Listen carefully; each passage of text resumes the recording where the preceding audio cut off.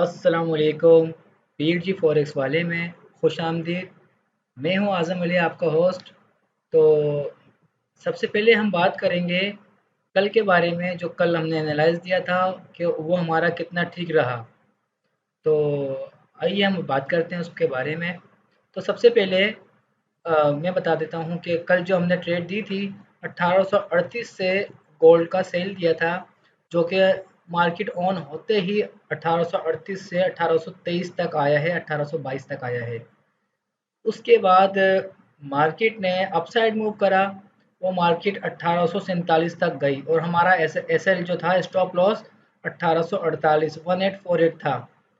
लेकिन इस दरमियान ज़ाहिर सी बात है, जो कल एनालाइज़ किया था उस हिसाब से तो मार्केट अल्हम्दुलिल्लाह हमारे फेवर में रही हर तरह से। लेकिन मैंने अपने पेड ग्रुप, जो पर्सनल ग्रुप है मेरा, उसमें मैंने 1822-23 से बाय करवाया था, जो 1840 पे क्लोज़ करवाया।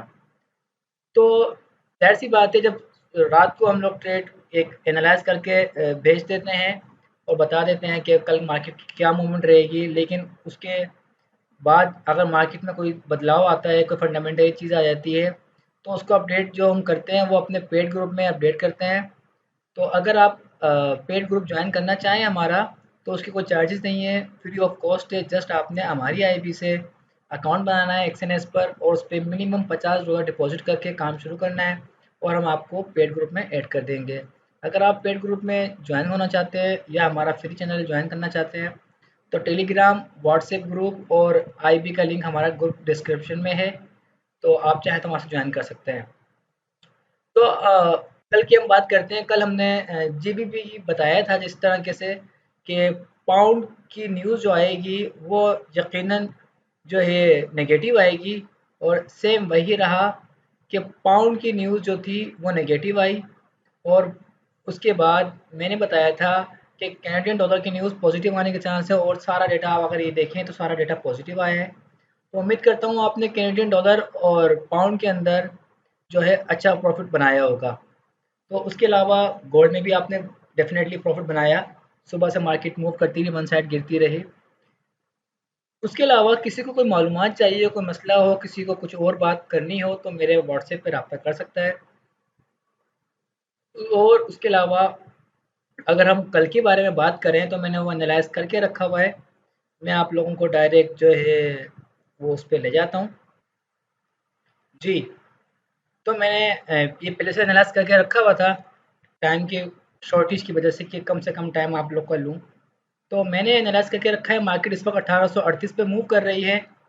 और अगर आप यहाँ से देखें तो मैंने तमाम सपोर्ट और रेसिस्टेंट ड्रॉ कर दिया है और अपना एनालाइज़ कर दिया है। तो पहली बाय 1838 से है, यानी कि यहीं से। और अगर उससे नीचे आपको 1830 मार्केट मिलती है, दूसरी बाय वहाँ से, और तीसरी बाय 1825 से। और स्टॉप लॉस रहेगा आपका 1820। तो इस बात को ध्यान में रख के करें कि आपने 3 ट्रेड्स लेनी है और मनी मैनेजमेंट के हिसाब से काम करें।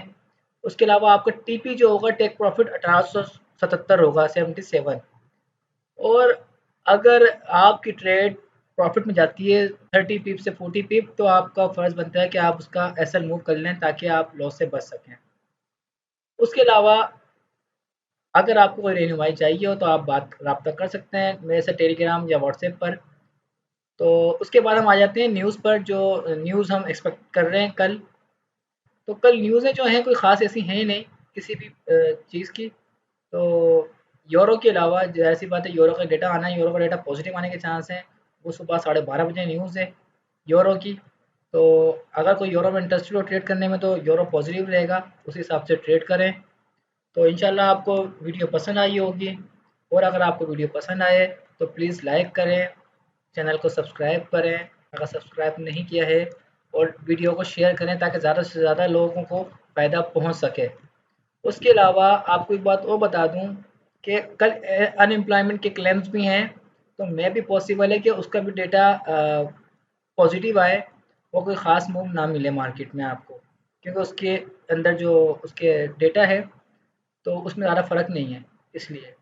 तो इंशाल्लाह फिर मुलाकात होगी नेक्स्ट वीडियो में, तब तक के